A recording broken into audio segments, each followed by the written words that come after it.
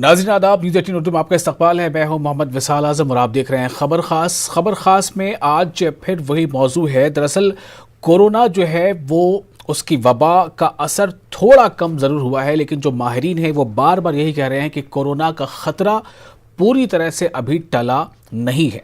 वज़ीर आज़म ने भी इसको लेकर के कई बार अपीलें की हैं कि कोरोना का ख़तरा अभी टला नहीं, इसलिए एहतियात हर हाल में बरता जाना बहुत ज़रूरी है। और चूँकि मुल्क में त्योहारों का मौसम है और जश्न ईद मिलाद का मौका भी बहुत करीब आ रहा है, लेकिन अब इसमें सवाल ये पैदा होता है कि आखिर जिस तरह से रिवायती तौर पर यहाँ हिंदुस्तान के मुख्तलिफ़ शहरों में जलसे होते हैं, जुलूस निकाले जाते हैं और काफ़ी बड़ी तादाद होती है, ऐसे में जबकि कोरोना का ख़तरा अब भी बरकरार है, तो कितनी जिम्मेदारी हम सब की बनती है तहफ़्फ़ुज़ इंसानियत को लेकर। इसी पर आज हमारी होगी ख़ास गुफ्तगू। तो एक तरफ कोरोना का ग्राफ थोड़ा कम ज़रूर हुआ है, लेकिन कोरोना पूरी तरह से टल गया है, ये बात बिल्कुल सही नहीं है।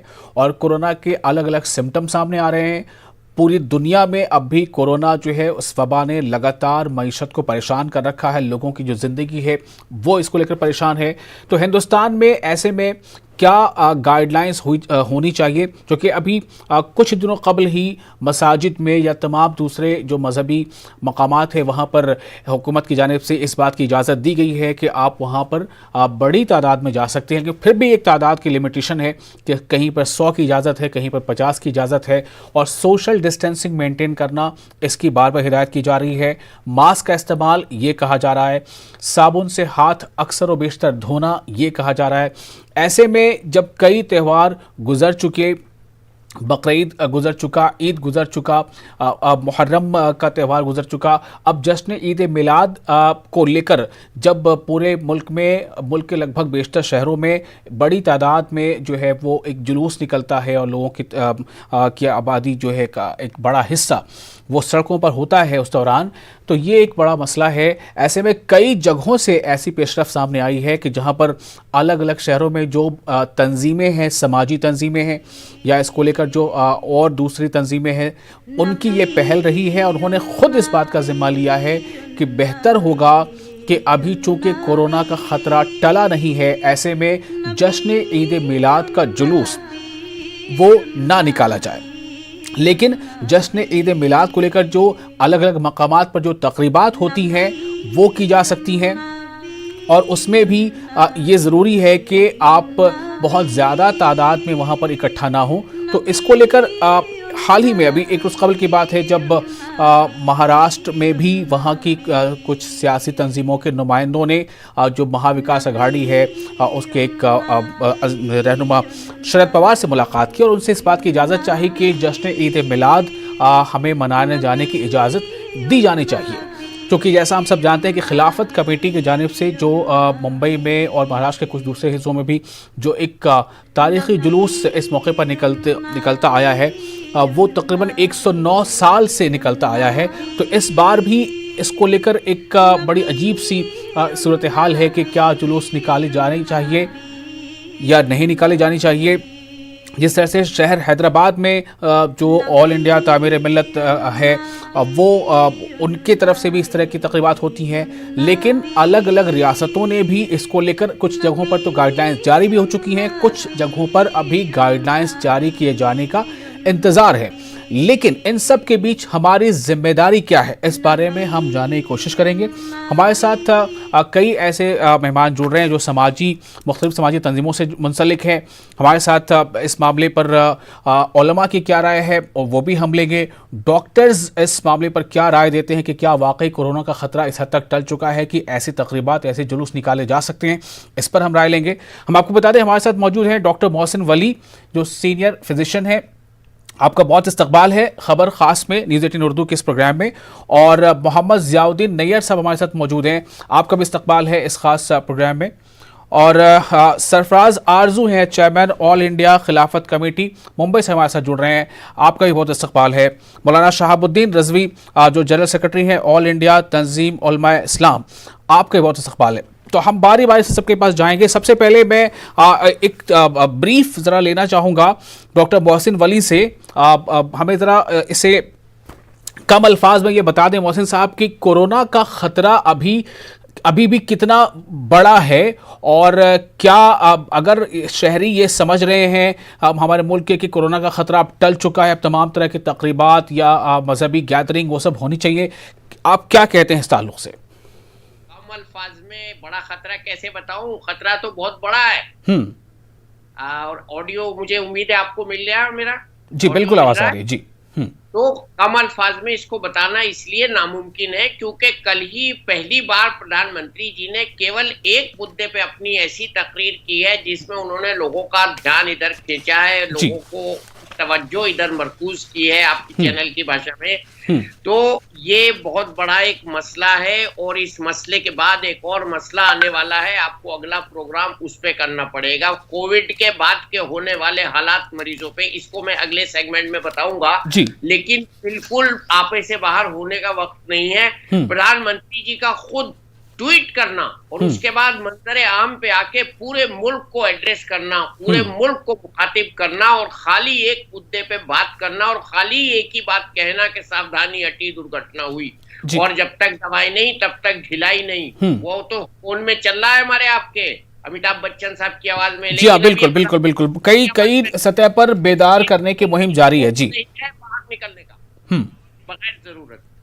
लॉकडाउन खुला है, हम लोग नहीं खुले हैं। हम्म। हम लोगों को एहतियात करनी है, हमें नहीं जाना है बाहर। इकोनॉमी खुली है, जी। लॉकडाउन खुला है, हम्म। माली हालत और तिजारत खुली है, कुछ स्कूल खुले हैं, कुछ जिम खुले हैं, कुछ जी। सिनेमा हॉल खुले हैं सिलेक्टेड, कुछ मॉल्स खुले हैं, लेकिन हम नहीं खुले हैं। हम्म। हमको बंधे रहना है, मास्क में, डिस्टेंसिंग करने में और सैनिटाइजर के साथ रहना है। जी। बहुत शुक्रिया, आपने सबसे पहले हमें ये बता दिया कि अभी खतरा टला नहीं है, कोरोना जो है वो अभी है, और लॉकडाउन भले ही खुल गया लेकिन अभी हम नहीं खुले हैं। ज़ियाउद्दीन नैयर हमारे साथ मौजूद है, वाइस प्रेसिडेंट है ऑल इंडिया मजलिस तामीर मिल्लत के। ज़ियाउद्दीन नैयर साहब, कैसा इस बार का जश्न ईद मिलाद का जो मौका वो गुजरेगा, इस हवाले से क्या आप लोगों ने हिकमत अमली तैयार की है, और क्या कोरोना के ख़तरे से बचते हुए इसे किस तरह से इस मौके को गुजारा जाए और कैसे इसका जश्न भी मनाया जाए, क्या कुछ इस बारे में बात हुई अभी आपकी?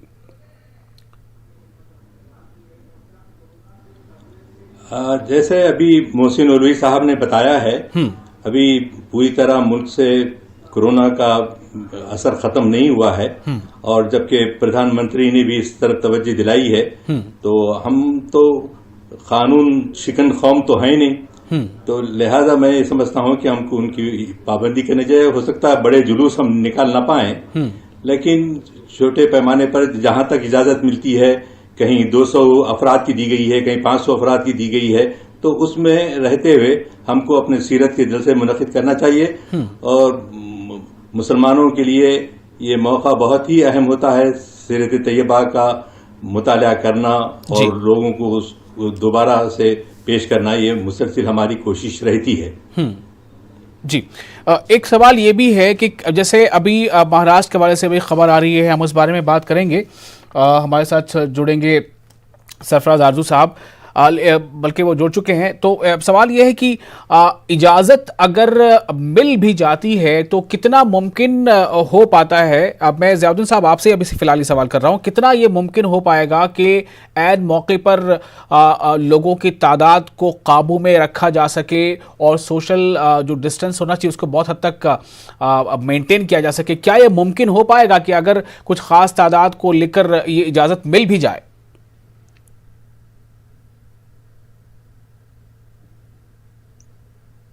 जी, ज़ियाउद्दीन साहब को मेरी आवाज मिल पा रही है?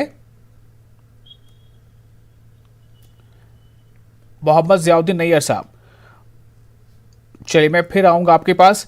और हमारे साथ जुड़ चुके हैं सरफराज आरजू, चेयरमैन है ऑल इंडिया खिलाफत कमेटी मुंबई।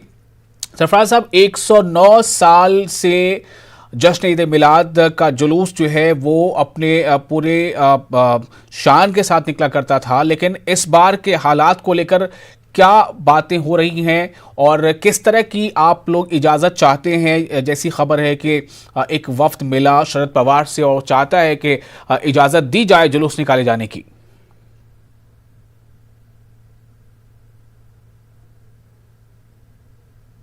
आरजू साहब को मेरी आवाज़ मिल पा रही है? हाँ जी, आपसे ही मेरा सवाल है ये, धीमी सरफराज है आरजू लेकिन, साहब जी। हाँ धीमी है लेकिन आ रही है। तो पैरिटी का मामला, हाँ पैरिटी का सवाल ये है कि बम्बई में जहाँ पे सरकार ने दीगर मजाहिब के, दीगर ग्रुपों के इज्तिमात को इजाजत दी है, उसी तरह की इजाजत के तलबगार जो हैं वो हम भी हैं।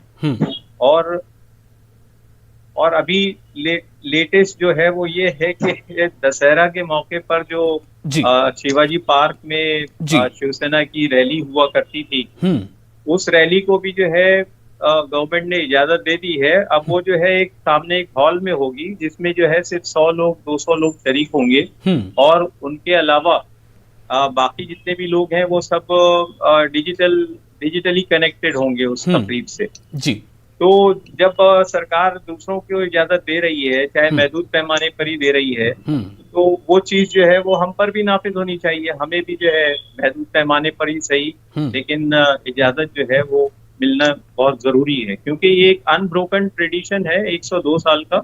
जी और ये बम्बई के मुसलमानों के जज्बात से बहुत ज्यादा जुड़ा हुआ मामला है। मैं नहीं समझता कि बम्बई के अब पूरे हिंदुस्तान में इतने बड़े पैमाने पे कोई ईद मिलादुन नबी का जो है जश्न मनाया जाता हो। हजारों की तादाद में लोग जो है सड़कों पर होते हैं, ट्रक में और गाड़ियों में, बच्चों के साथ, फैमिलीज के साथ वो इस जुलूस में शरीक होते हैं। इसी बात का एक खदशा है जो आप कह रहे हैं कि जैसे आपने खुद ही बताया कि वहाँ आप जो सेलिब्रेशन दशहरा को लेकर होता है वो एक खास एक बड़े हॉल में होगा और बहुत कम तादाद में लोग वहाँ जमा होंगे। आपने बताया कि 100 फिर डिजिटल जरिए से लोग जुड़ेंगे। तो ऐसे में जुलूस की क्या इजाजत आप तलब करना चाहते हैं? क्योंकि जुलूस निकलने का मतलब है कि फिर वो थोड़ा शायद बेकाबू हालात हो जाए कि जो रिवायती मायने में हम उस जुलूस को जो है नहीं देख रहे हैं। हम ये चाहते हैं कि लोगों को चंद एक गाड़ियां हों हमारे जिसमें अमायदीन सवार हों, और बाकी जो लोग हैं वो थोड़े थोड़े फासले पर जो है वो पैदल चलते रहें, मिलाद गाते रहें, मिलाद शरीफ पढ़ते रहें और नात शरीफ पढ़ते रहें। और इस तरह जो है वो एक सोशल डिस्टेंसिंग के साथ भी, आज भी सड़क पर इससे ज्यादा लोग तो मौजूद होते ही हैं जी, उनके चलने पर किसी किस्म की पाबंदी तो है नहीं। और हम जो एहतियाती तदाबीर की बातें करते हैं, ये बातें सिर्फ उसी वक्त क्यों होती हैं जब हम कोई मजहबी तकरीब की बात करते हैं। ये बातें उस वक्त क्यों नहीं होती जब BST बस के अंदर जो है 50-50 लोग सवार होते हैं। ये बातें उस वक्त क्यों नहीं होती जब लोकल ट्रेनों में जो है 50 जरूरत से ज्यादा लोग जो है वो उसमें मौजूद होते हैं, जितनी कैपेसिटी है उससे ज्यादा लोग लदे हुए होते हैं। तो ये हमारी समझ में ये बात नहीं आती। जी, मैं इस पर आपसे फिर सरफराज साहब कुछ और सवाल करूंगा, लेकिन फिलहाल रुख करते हैं मौलाना शहाबुद्दीन रजवी साहब का, जो जनरल सेक्रेटरी है ऑल इंडिया तंजीम उलमाए इस्लाम की, वो हमारे साथ जुड़ चुके हैं। शहाबुद्दीन साहब, किस तरह से जश्न ईद मिलाद का जो को मनाया जाए, क्योंकि हालात जो हैं वो कोरोना के हैं, और अभी डॉक्टर मोहसिन वली हमारे साथ मौजूद हैं, सीनियर फिजिशियन हैं, वो भी ये कह रहे हैं कि कोरोना का खतरा अभी पूरी तरह से टला नहीं है, अभी भी बहुत ज़्यादा एहतियात बरतने की ज़रूरत है, बल्कि कोरोना के जो मरीज़ रह चुके उनके बाद के हालात और सिम्टम हैं उनमें भी बहुत ख़तरा अभी हो सकता है। तो ऐसे में शहाबुद्दीन रज़ावी साहब अपने नाजरीन से, जो हमारे न्यूज़ 18 उर्दू के, क्या कहना चाहेंगे?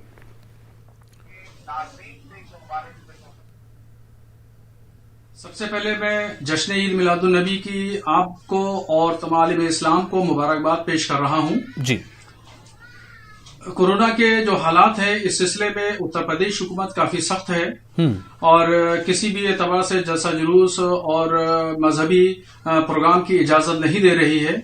अभी गुज़िश्ता दिनों आला हजरत रहमतुल्लाह ताला अलैह का उर्स हुआ, तो जहां पे उर्स में लाखों की तादाद में लोग यहाँ ज़ायरीन आते हैं, तो सिर्फ बड़ी जद्दोजहद के बाद जिला इंतजामिया ने 100 लोगों की इजाजत दी। हम लोगों ने कोशिश ये किया कि कम से कम जो रिवायत है, जो परंपरा है, वो कायम रहे और जो कदीमी रिवायत है वो कदीमी रिवायत कायम रहे।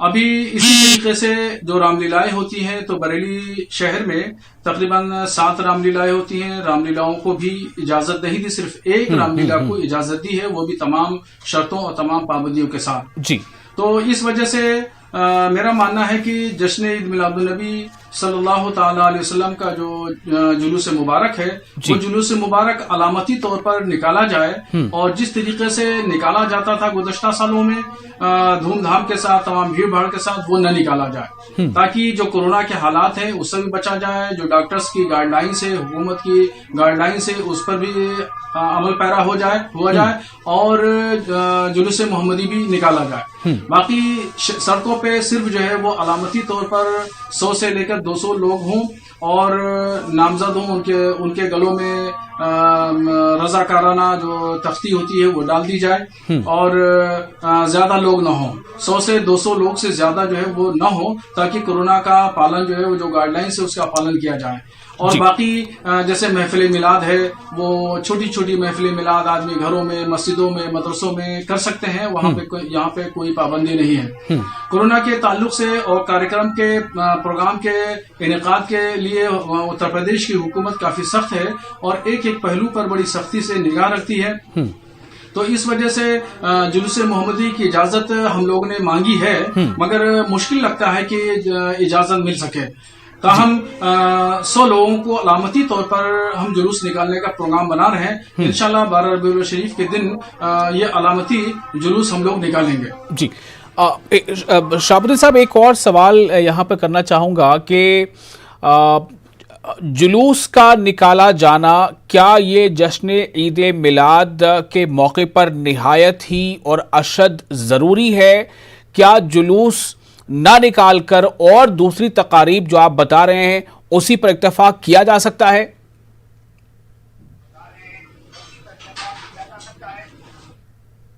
निकालना जरूरी नहीं है, मगर यह है कि एक कदीमी रिवायत चली आ रही है तो उस रिवायत को बाकी रखना चाहिए, वरना कभी कभी ऐसा होता है और देखने में भी आया है कि कोई एक प्रोग्राम अगर नहीं होता है तो फिर अगले साल एक नजीर बना के जिला इंतजामिया पेश कर देती है कि आपने पिछले साल नहीं किया था, इसलिए इस साल जो है वो आपको परमिशन नहीं दी जाएगी।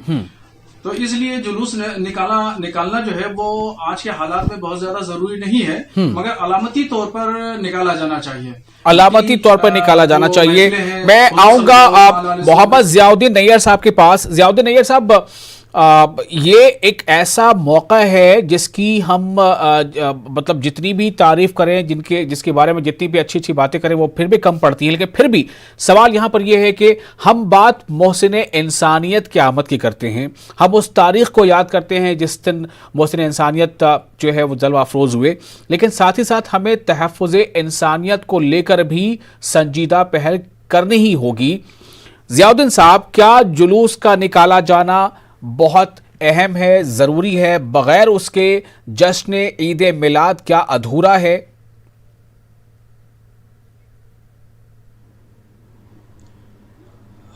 जैसे शुरकाए मुबाहिसा ने अपनी राय जाहिर की है, मुझे उनकी राय से इत्तेफाक है।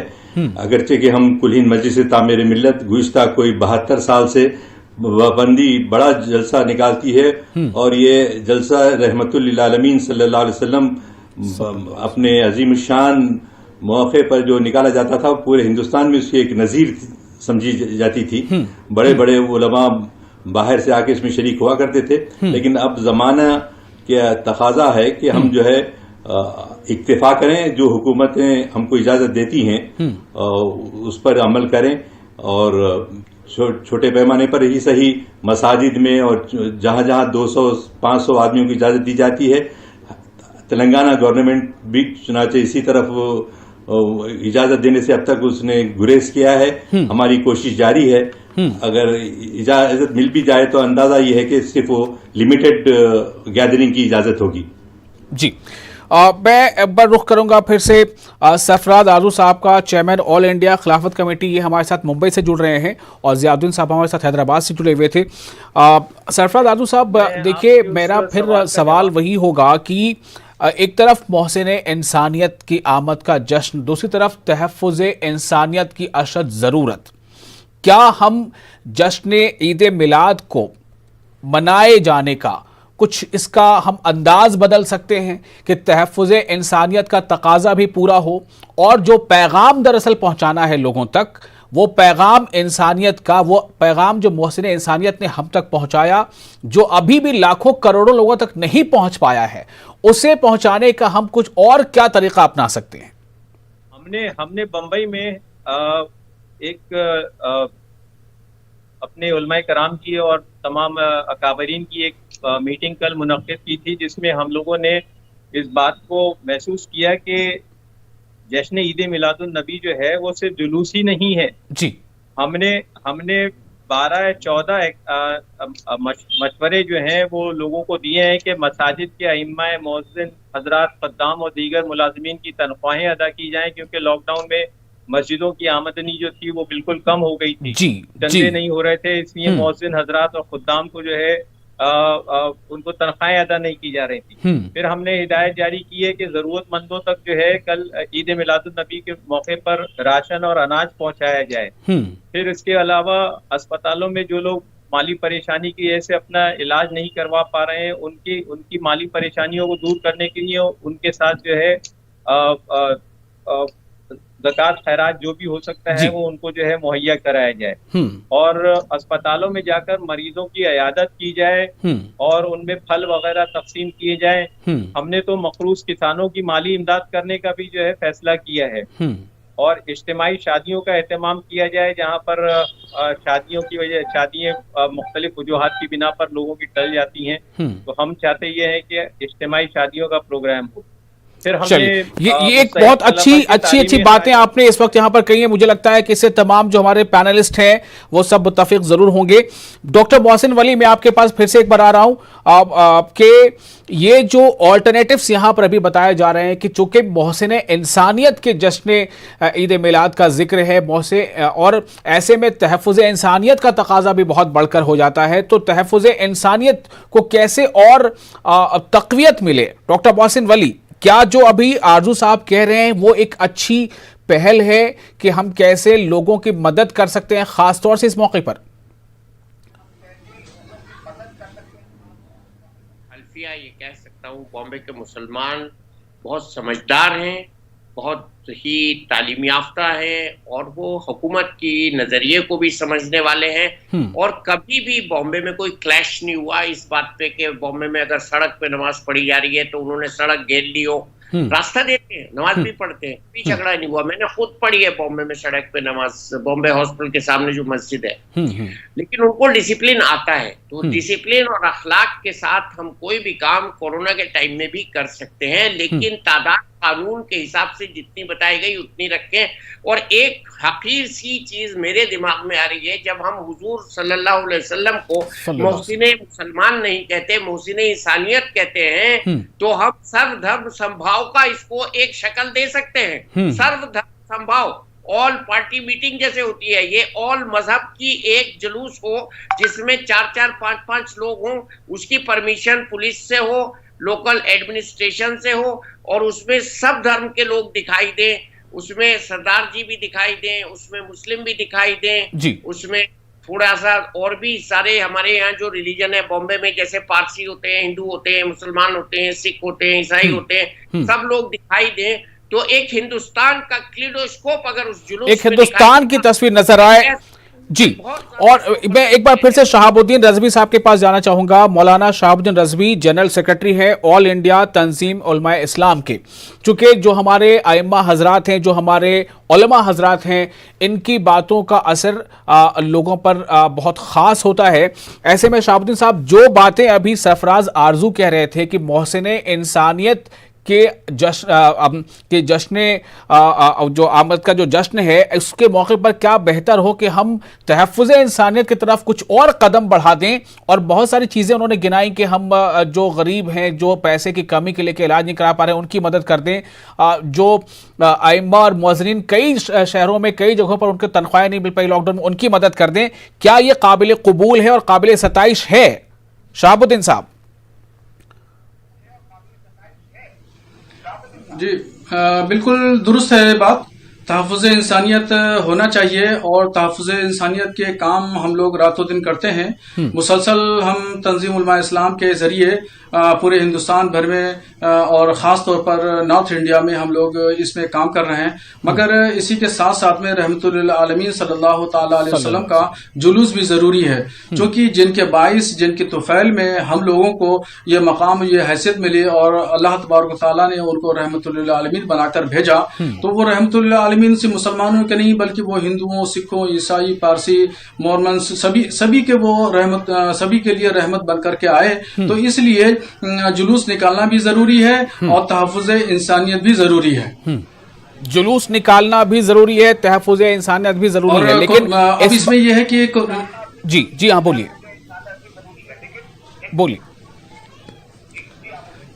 मगर ये कोरोना के जो हालात हैं इसके पेश नजर हमें प्रोग्राम को, जुलूस वाले प्रोग्राम को शॉर्ट करना चाहिए और दूसरे जो यानी अल्टरनेट हैं उस पर ज्यादा ध्यान देने की जरूरत है। जैसे मस्जिद में, मदरसों में, अपने घरों में, हॉल में छोटे छोटे महफिल के प्रोग्राम, हुजूर सल्लल्लाहु अलैहि वसल्लम की सीरत पर प्रोग्राम भी जरूरी है, ताकि जो नई नस्ल है वो नई नस्ल हुजूर सल्लल्लाहु अलैहि वसल्लम के सीरत व किरदार से वाकिफ हो सके। बहुत बहुत शुक्रिया आप तमाम मेहमानों का इस खास मौजू पर अपना वक्त देने के लिए। नाज़रीन, आपका भी शुक्रिया।